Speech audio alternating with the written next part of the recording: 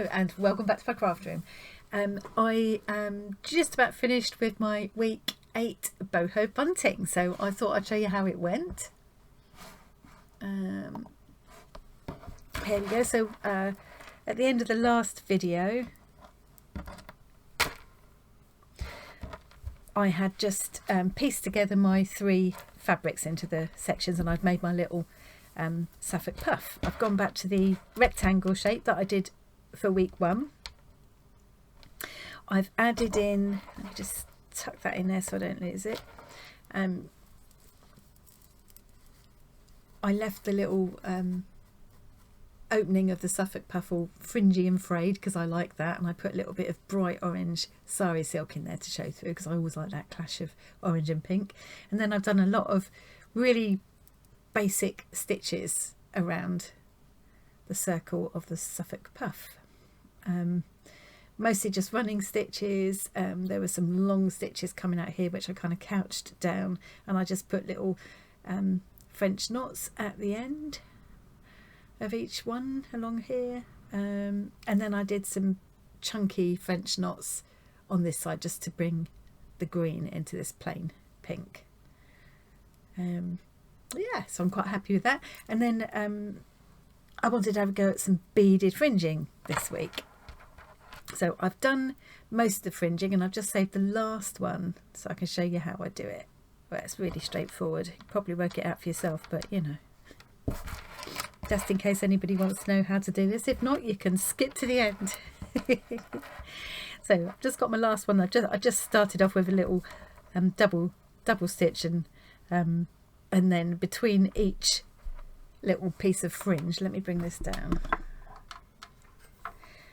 Between each little piece of fringing, I just do another couple of stitches just to anchor it, and then put the needle in. Oh, see if I can get it in under that top fabric and take it along so it's going between the 2 layers of fabric, and bring it out where I want the next little fringe to be. So these beads all came in scrap bags from Bazaar.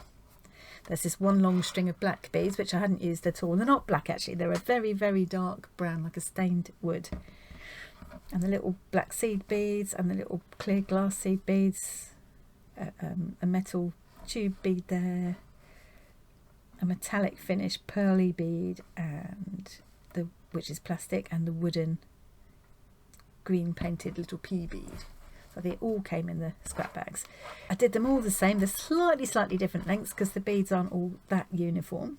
So I've just got one thickness of thread going through, and a needle that I checked was thin enough to go through most of the beads. 1 or 2 of the beads it wouldn't go through, so I'll just pick another bead. They aren't that uniform, as I say.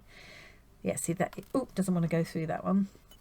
So I'm just gonna thread on 3 of the black seed beads, then the tube, sort of oval tube metal bead, the green one, the pearly one, and the dark brown one. Pull all them up, and now I'm going to put the thread through this clear bead, and then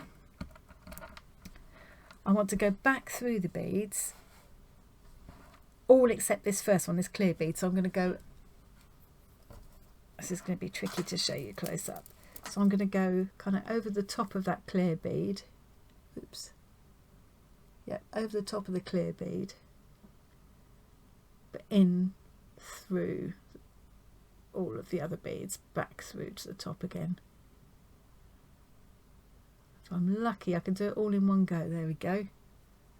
But sometimes you have to coax a little bit to get the needle through now, because you've already got one thickness of thread in there. But it's okay, they're all going to go in one. Now I've just managed to, because I've lifted it up to the camera, I've managed to tangle that around all the other beads. It wouldn't happen if I was sat there quietly just working on it by myself. So then I'm going to just slowly drop that thread carefully so that it doesn't tangle.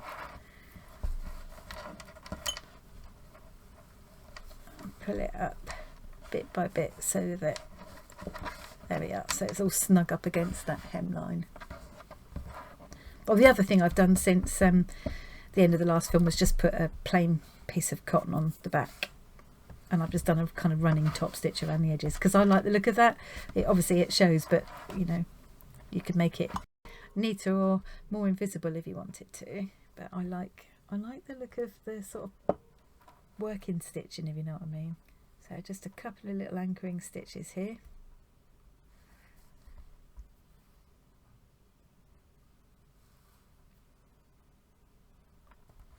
As I say, you could make it a lot tidier if you wanted to, but mine is going to be hanging against the wall, so I don't need to worry about what the back looks like really. It's a lot tidier than if you could see if you could see the inside with all the stitching. Okay, so I've just brought that up through between the two layers of fabric, brought it up there, snip it off, and that's it. That's that one done. I'm leaving all the tops open at the moment because I'm not sure how I'm going to finish the tops yet. I'll work that out a bit later. So that's week 8, ready to join its friends. Lovely colourful crowd. So next week my theme is going to be holes. I've got 1 or 2 ideas to experiment with for that. So there's the finished pennant for this week. I'm really happy with that. Yeah, hope you enjoyed watching that, and I've nearly finished getting the PDF ready. Debbie, if you're watching, if you have a look up my email on my YouTube kind of homepage, go in the about section, and then you'll see a bit that says view email. If you look on there, you'll find my email. Ping me an email. I will reply to your email and attach the PDF, so you can use the templates and things, and my really basic recipe. Okay, that's it from me for today. Thanks very much for watching, and I will see you again soon. Bye.